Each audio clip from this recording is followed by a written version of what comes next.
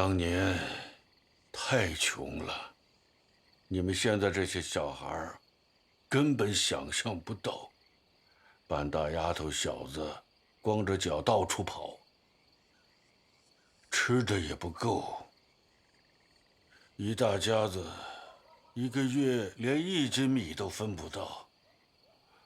这时候，考察队带来的那些粮食，对我们来说，诱惑真是太大了。找到了，这么多，够我们一家人吃1年了。赶紧装，装完赶紧走，快！啊，快呀！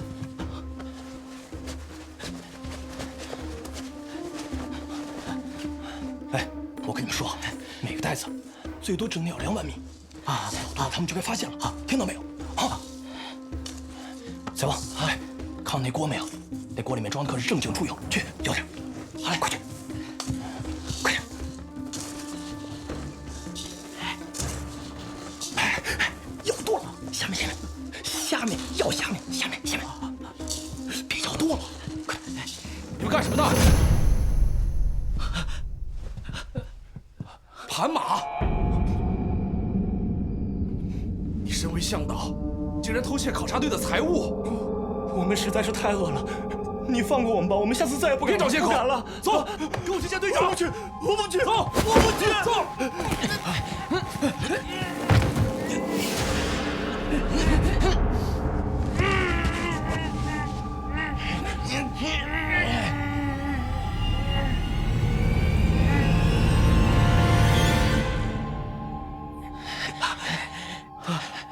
他不会死了吧？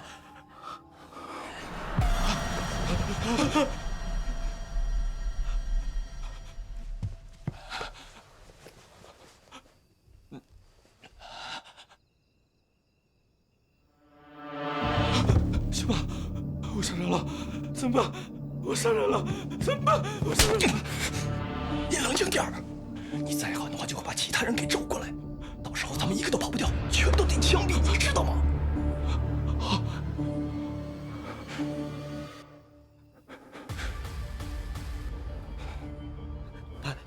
斑马哥，现在怎么办？把人抬起来，跟我走。好。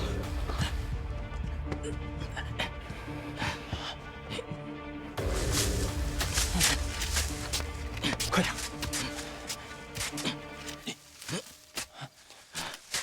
快点啊！快点！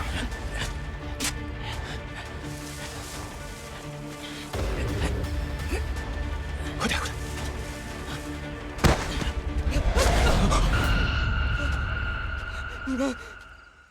你们，怎么办？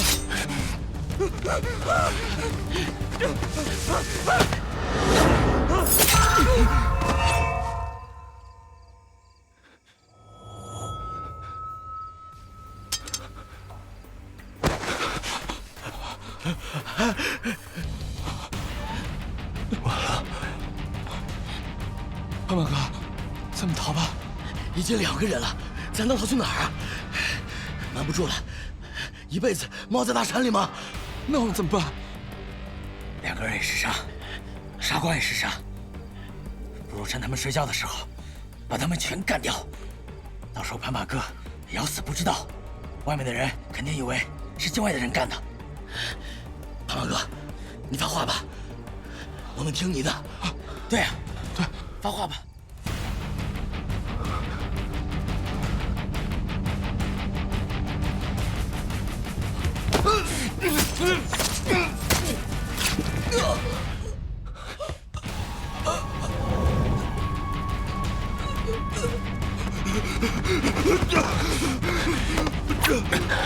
爸爸，你冷静一下，你不要一错再错了，你冷静一下。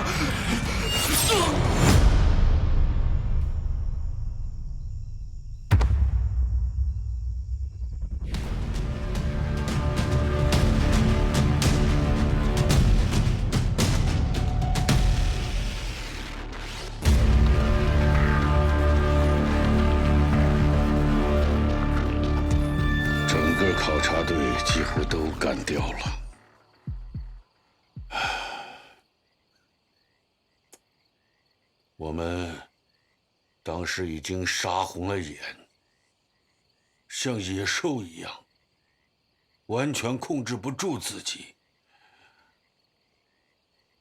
我们一起把尸体扔到了湖里，但是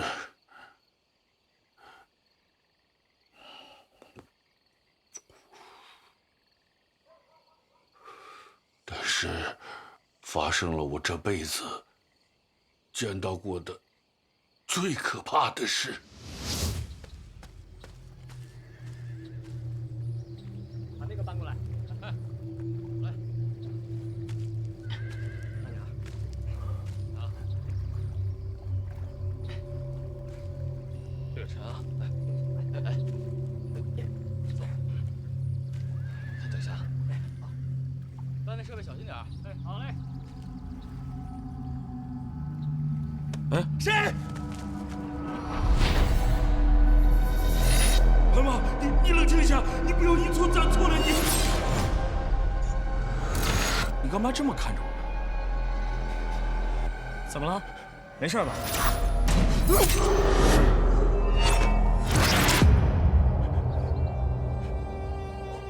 今天不是送补给的日子吧？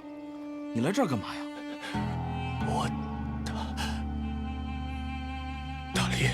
打猎？到这儿打猎？不是跟你说了吗？除了送补给，别到这儿来。快走吧。好。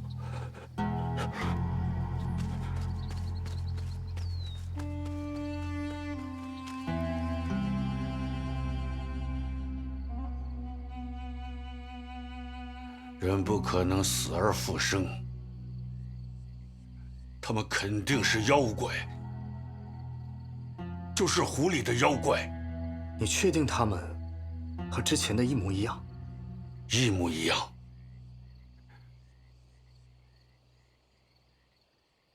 怎么，你们不相信？我信。但是和之前有点不一样，他们的身上多了一股奇怪的味道。就是你说的死人的味道。所以你一直觉得小哥危险？小哥身上有这个味道，所以你认为他是死而复生的人。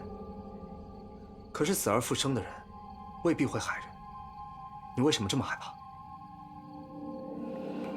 是不是之后又发生了什么？当年一起去的那几个人，后来也到了湖边，碰到了湖里的妖怪，他们不差混进去，就都死了。死了？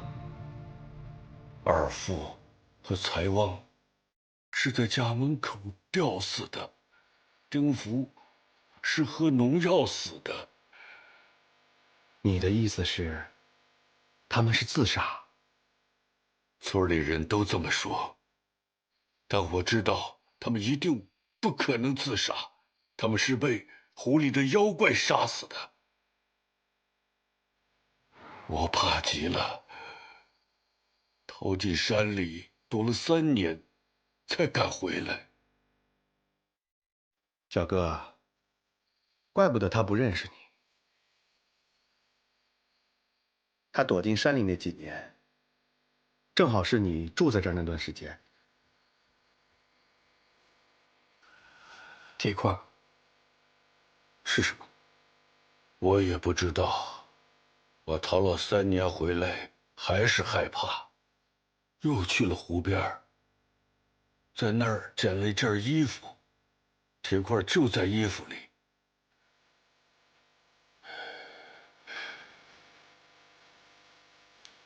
这个铁块也有那种怪怪的味道，本来很浓，时间长了就渐渐散了。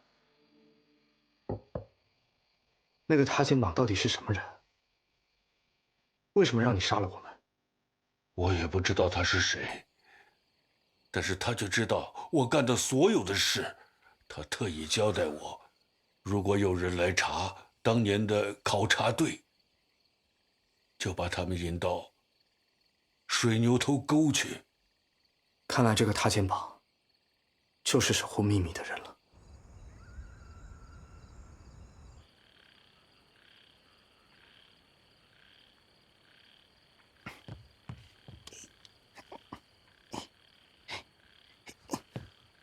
死胖子，你干什么呢？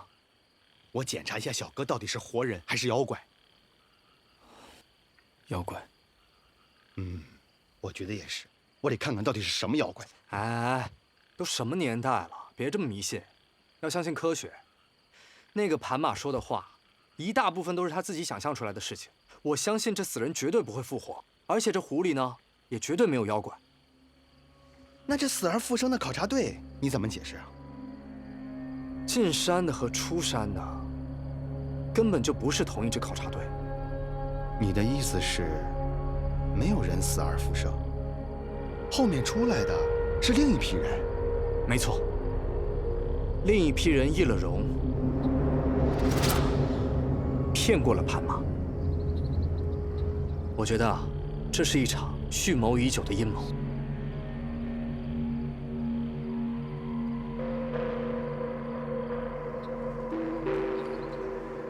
在原本的计划中，第一批考察队本来就会被收买替换，只是盘马意外介入杀了人，所以第二批人将计就计，直接取而代之。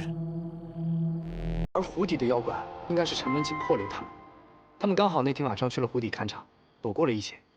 后来被和盘马一起的3人发现，被误以为是妖怪，但这事儿第二批人根本不知道，他们只是担心替他们出手的人会说出真相，所以，他们为了隐瞒事情的真相，就把盘马带去的3个人全都逼疯了。哎，不对呀，那为什么第2天盘马再去的时候没事呢？要是当场干掉盘马的话，不就被人怀疑了吗？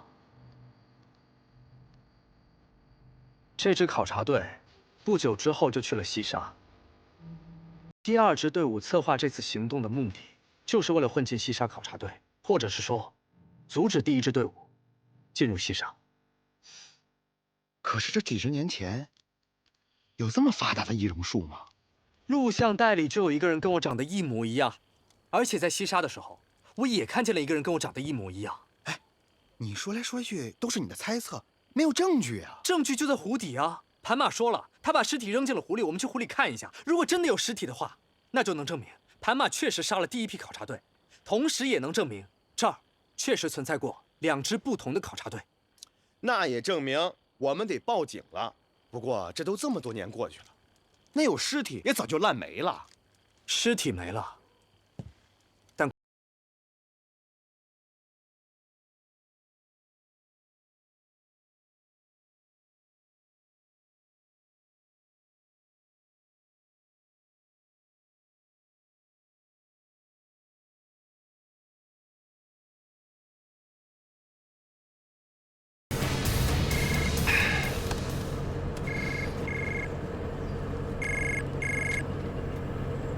喂，吴姐，穷奇纹身的事儿你打听到了吗？我问了2个人，都说不知道。要不你让秀秀去问问他奶奶呢？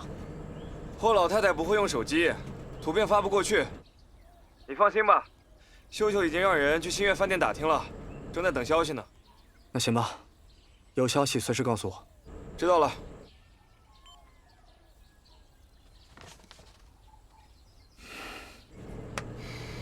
哎，我奶奶至于这么老土吗？连个手机都不会用啊！这不是在找借口吗？这个穷奇纹身的事儿啊，肯定是我奶奶知道的最多。你为什么不去问我奶奶，还非要让我去问新月饭店的尹南风啊？我是不想让九门老一辈的人知道我们在查九门旧事。尹南风他不是九门的人，但是他知道九门的秘密，比我们多得多。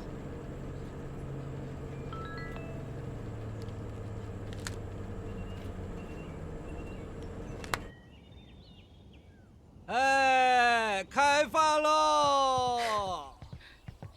哎，开饭喽！饭来喽！来来来，哎，哎呀，慢点慢点啊！来了。小哥一碗，来，天真一碗，这是我的，筷子。谢谢。我说阿贵叔啊，咱明天能换个菜吗？这螺蛳粉再吃下去，人都得臭了。不准换啊！我就喜欢螺蛳粉，这叫臭而不腐，闻之开胃，是吧，云彩？咱不跟这没品位的人一般见识啊！切。对了，阿贵叔啊，羊角山西北边有个湖，您知道吗？哦，听老人说过，我可没去过。我们明天要去一趟。那路危险啊，去不了。哎呀，没事儿，我们小哥呢？这小哥啊，厉害着呢，连有去无回的水牛头沟都难不住他。对啊，您就放心吧，肯定没问题。哎呀，但是还得麻烦你们帮我们找2把能开山的砍刀，最好是磨好的那种。然后再要几捆麻绳。帐篷你们有吗？我这倒是有2顶旧帐篷，你要是不嫌弃的话，新旧没关系，能有就行啊。那行。哦，还有个最重要的，你还得帮我们几个找2个熟悉山路的向导。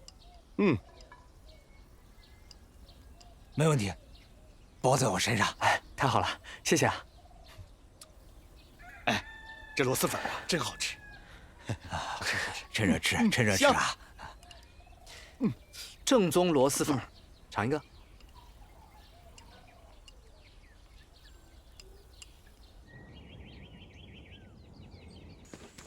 花爷，擦擦手。花爷，你可真是的，这种脏活你还自己干，下次你让我干就行。水道里有什么新发现吗？陪同我一起下去的工作人员说，这里已经有人进去过了，而且应该是很多年前。很多年前。根据痕迹来看，至少有好几十年了。啊？那我们是不是又白来了？也不算。我在里面发现了一个很奇怪的现象，棺材是开的。水道里有棺材，那得去趟公安局了。但是没有任何凿撬和炸药损坏的痕迹。开棺的人是直接破了3层棺椁的机关。会不会是我们九门的人干的呀？你看，这是我拍的。铁水封棺，这是哨子棺。据我所知，能不损坏棺材，还可以直接破解哨子棺的，只有张家人双指摊动的绝技。阿贵叔啊，哎呀，哎呀，几位老板都准备好了。那行，那我去叫云彩去。不是找向导吗？怎么是您跟云彩带我们去啊？哎呀，你可不知道啊，这满村子我都跑遍了，就那几个猎人呢，那一早都进了山，半天还回不来呢。你放心，山路我也熟，我带你们去啊。阿贵叔啊，您不会是怕别人赚了这向导钱吧？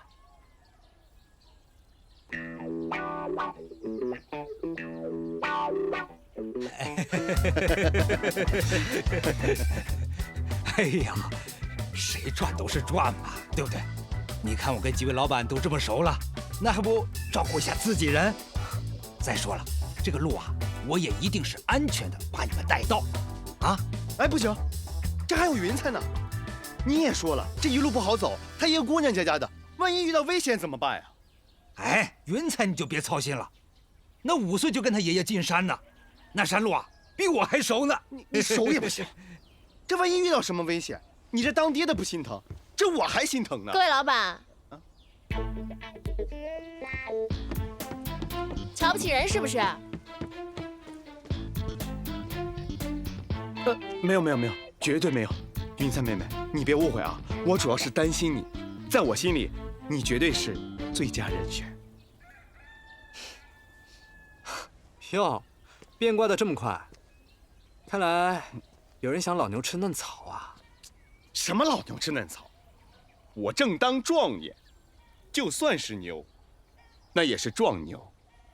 行了，2位老板，有什么悄悄话路上再说，趁现在天还没热起来，咱们赶紧出发。得嘞。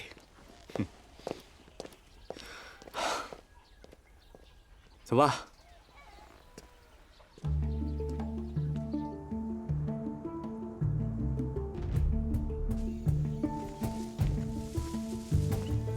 冰三妹妹，你尝这薯片可好吃啊！她来想吃，我都不舍得给她。是吗？啊，那我得多吃点。好吃啊，你就多吃点。到时候呢，我再给你寄啊。你是想把云彩喂成你那样吧？嘘，有你什么事儿？我俩在这说话，别在这当电灯泡啊！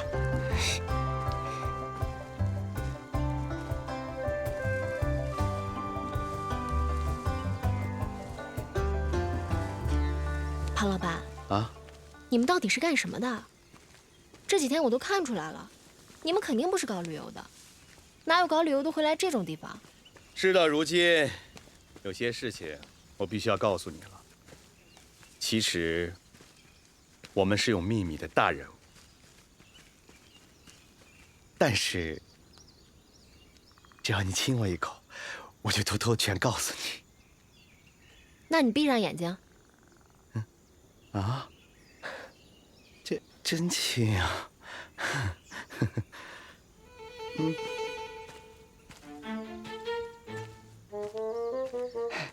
快点儿！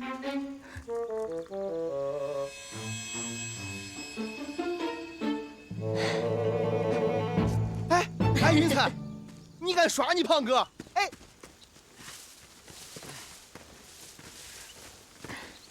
到了。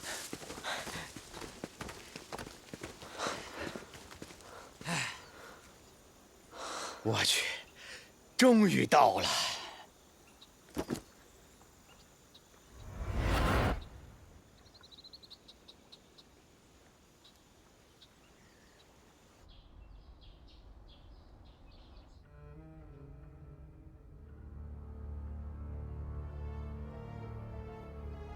谁在查这件事儿？谢雨辰和霍秀秀，他们还追问起了佛爷当年去湘西的事情。不知道。行，那我让他们别查了。就说不知道。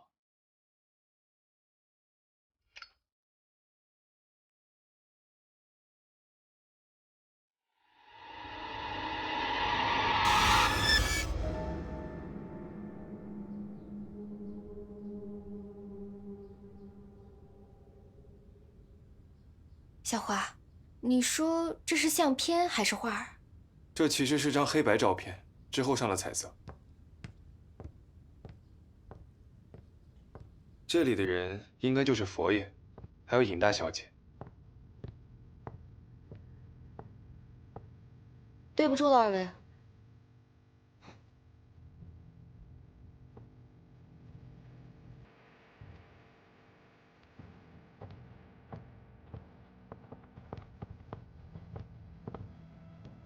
尹小姐，以你的辈分，应该喊我老板吧？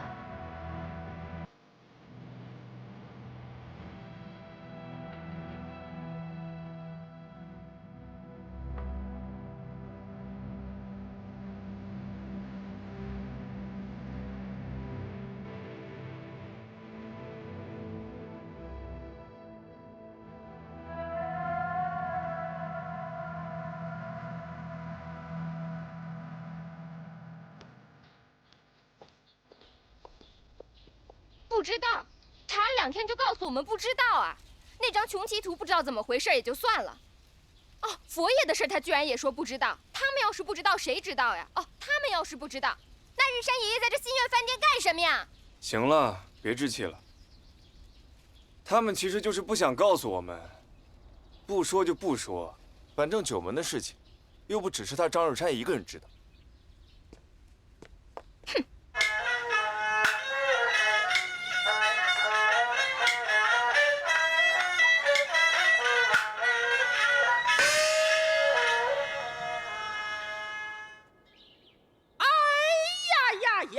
呀，妙玩计呀，妙玩计，他定是米非的了，待我一呀拜。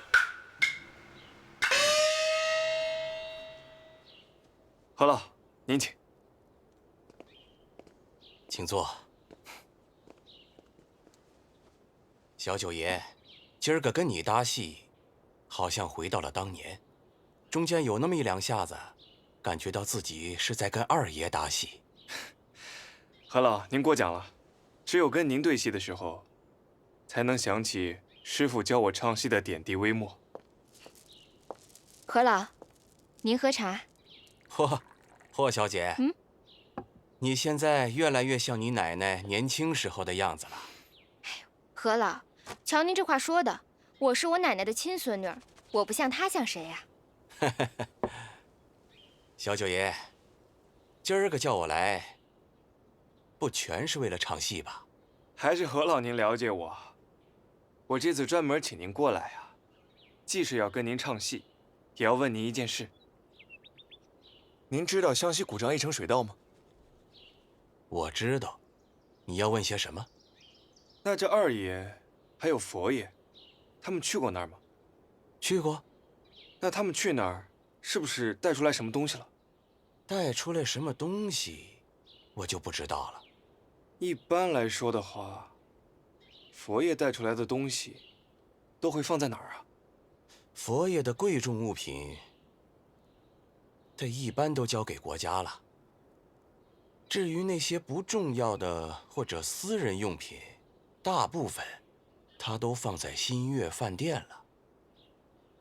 又是新月饭店啊！佛爷对夫人可真好。佛爷感觉到有些晦气的东西，他不会放在尹小姐那里。听说佛爷有一间密室，有些东西大概就放在那儿了。我派人调查过佛爷捐给国家的文物清单，可这文物清单上，并没有记录关于义城古水道的文物。如果说佛爷真的从里面带出来什么东西的话，或许就放在何老您说的那个地方。可能就放在那儿。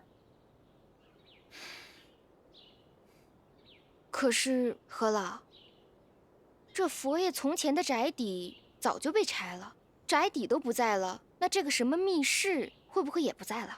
佛爷的宅邸或许是不在了，不过以佛爷谨慎小心的性格，他如果修一间密室，想放些私人的物品，应该还没那么容易销声匿迹吧。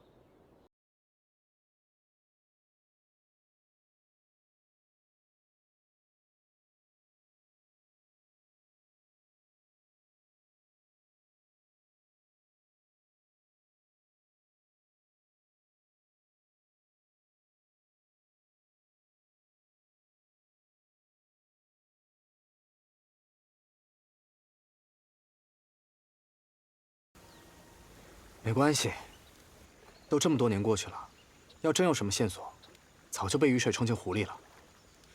别急，明天我们就去湖边其他地方看看，说不定就找到了呢。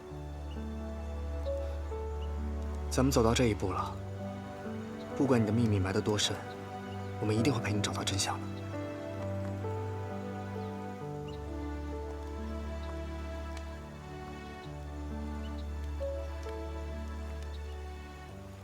有天有个人啊，到火锅店去吃饭，点了个清汤锅，哎，结果吃着吃着舌头就麻了，就特奇怪，就把老板叫过来了，说老板，哎，为什么我点的清汤锅，这舌头麻了呢？老板看了看，告诉他，哎呀，这火锅漏电了。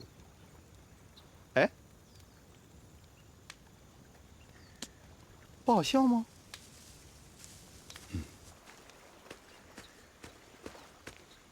天真，老板，胖哥哥叫你。死胖子，又给我乱起外号。死胖子，你找我啊？没有啊，我刚跟云彩聊得好好的，找你干嘛呀？那云彩……哦，云彩怎么了？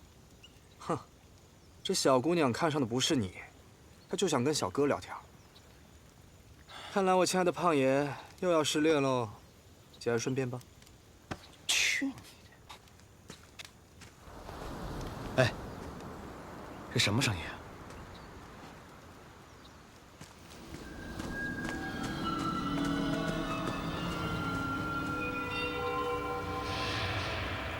小哥，这什么声音啊？潮声。潮声？那这么小的湖还有潮水呢？泥土还是湿的，说明水位还在下降，应该是虹吸效应。这虹吸又是什么鬼呀？虹吸二锅头啊？类似于抽水马桶的原理。看来这个湖不是个死水湖，湖底肯定有地下河道，和另外一个更大的湖相连着。等月亮引力产生变化的时候，这里的湖水就会被抽过去。那完了！那要照你的意思，那咱们要找的东西早就被这潮水吸到湖底去了。那就真的完了。我们根本不知道这个湖有多深。要是我们要找的东西正好在湖中央的话，那就得准备潜水装备了。潜水装备？哎，云彩妹妹，想必贵村旅游业也没有潜水这一项吧？潜水？我们山沟里哪有潜水的？一般要是抓鱼，就下河去摸。哎呀，小三爷呀，那就劳烦您明天跑一趟，回去搞点装备回来了。那胖爷您呢？胖爷我当然，胖爷我留守啊。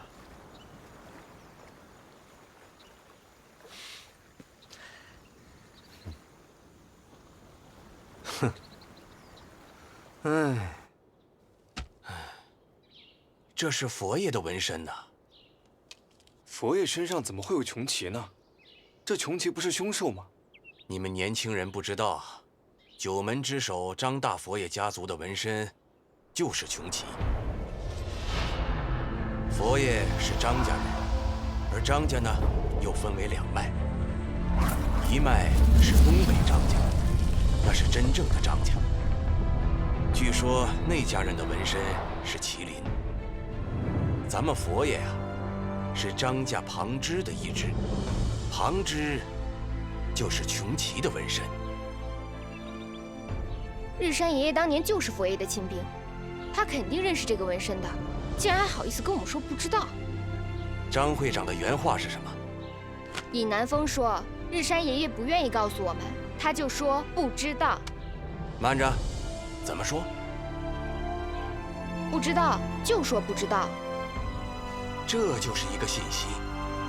张会长的这个信息啊，就是告诉你们不知道。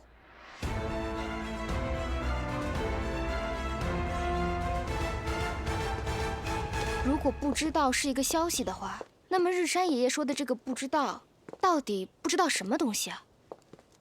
他说的不知道，应该就是密室的地址。但这密室当年一定有准确的位置，可是都已经过了几十年了，这位置啊，应该是找不到。然后呢？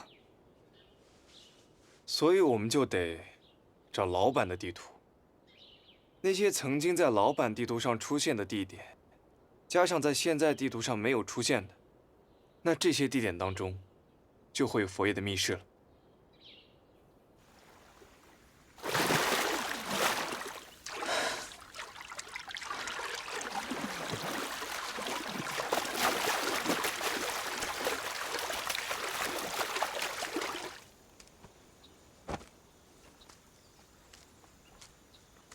防毒面罩？不对。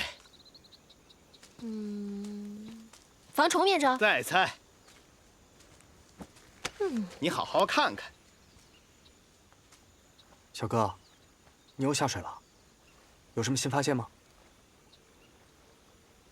你不告诉我算了，我问那两位老板去。哎，云彩，你再猜两下，你再猜两下，我就告诉你了。云彩，吴老板，你快看看这是什么？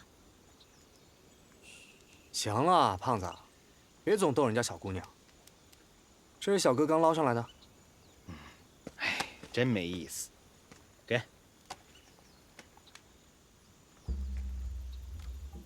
看这材料和制式，应该也是几十年前的老式潜水镜吧？没错，质量好着呢。我刚才试了一下，一点都没坏。这是当年考察队的东西。吴老板，那咱走吧。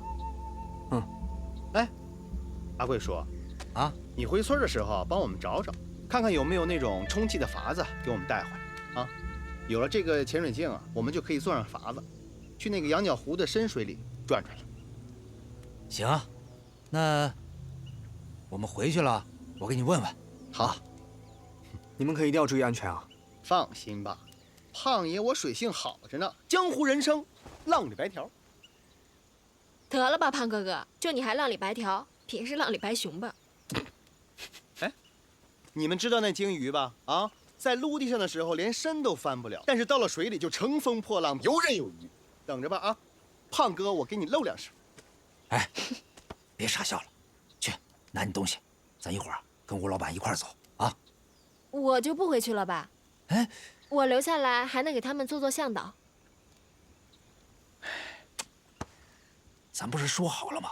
咱把人老板带到湖边，人家开始忙正事儿了。哎，咱就回去了，你再留在这儿，留在这儿不就瞎掺和吗？毕竟我比他们熟嘛，我留下来还可以帮帮忙。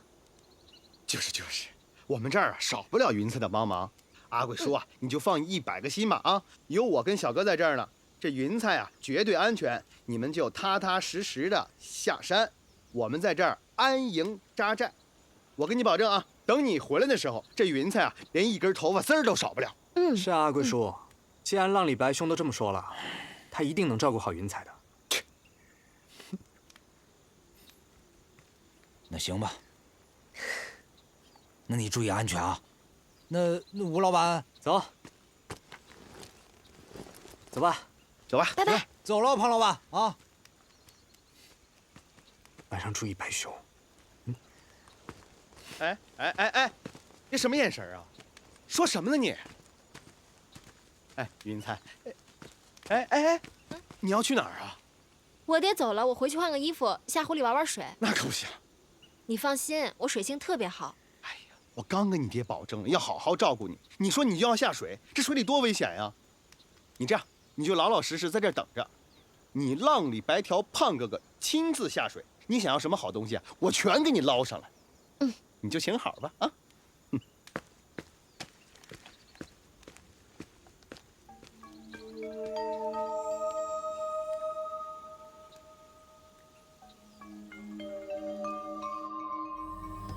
这是佛爷的大宅，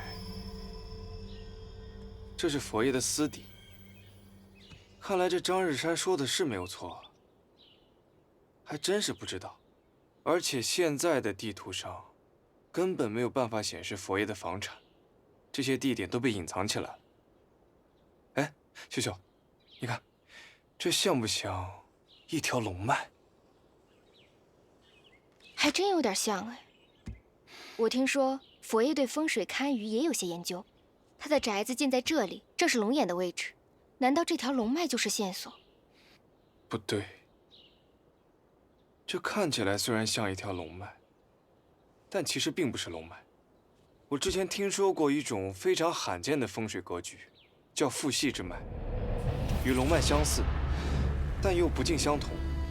而且这父系是真龙的第8个儿子。传说中，他不擅长隐藏尾巴，尾巴是他最重要的部位。龙头是宅邸，龙尾说不定就是密室的所在。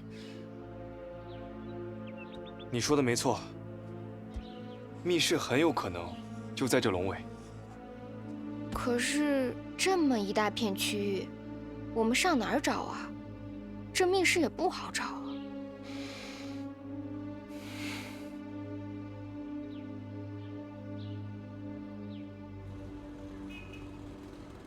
什么？不是潜水装备？不是你怎么想的？在我们大山里找什么潜水装备啊？喂，胖子，在这县城里找不到潜水装备啊？哎呦，你可真有意思！你在一个内陆小县城里找什么潜水装备啊？啊，你得到大城市里去呀。对呀，哎，我跟你说呀，这阿贵呀已经找了个竹筏子了，但不好弄上山，一会儿我就去接他。我这忙了一天了，饭都没顾上吃呢。行了，别抱怨了，赶紧收拾收拾出发吧！啊，不是，哎，鱼子妹妹，菜快炒好了，准备吃饭啊！哎呦，我不跟你说了，再见。我没说完呢，胖子。哎，胖子，胖子，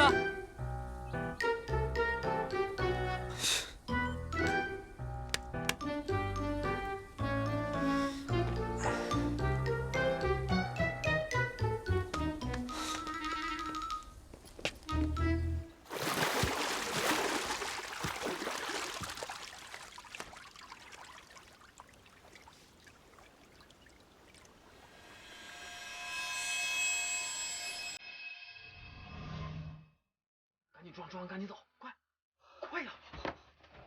哎，停，这个帘子我就不信了，刹不住啊。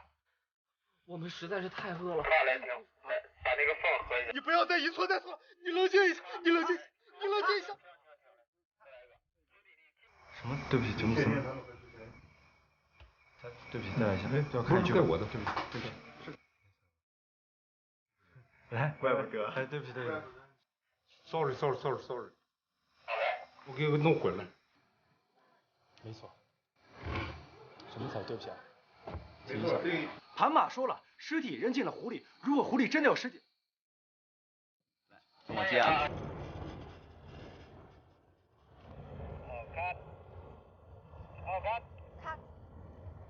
不过我们几个得麻烦你一件事儿，你得帮我们找几个能开山的考道。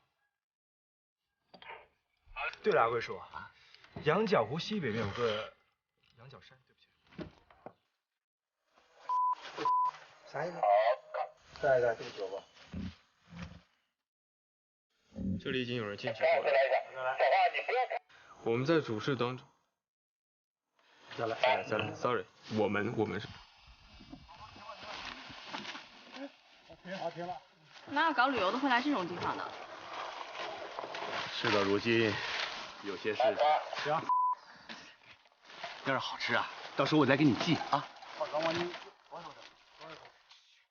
有你什么事儿？我俩在这说话。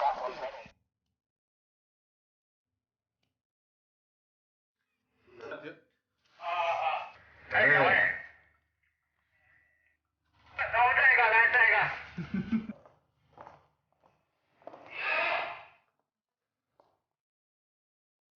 那张成绩图不知道怎么回事也就算了，佛爷的事儿也不知道啊。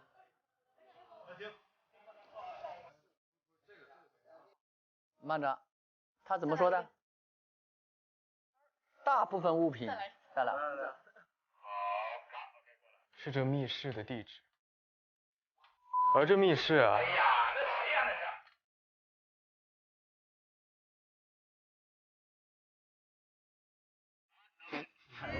小哥，你又下水了？有什么新发现吗？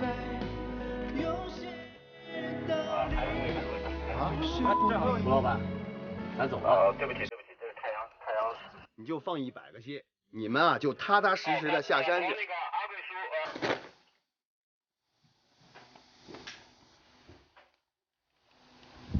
对。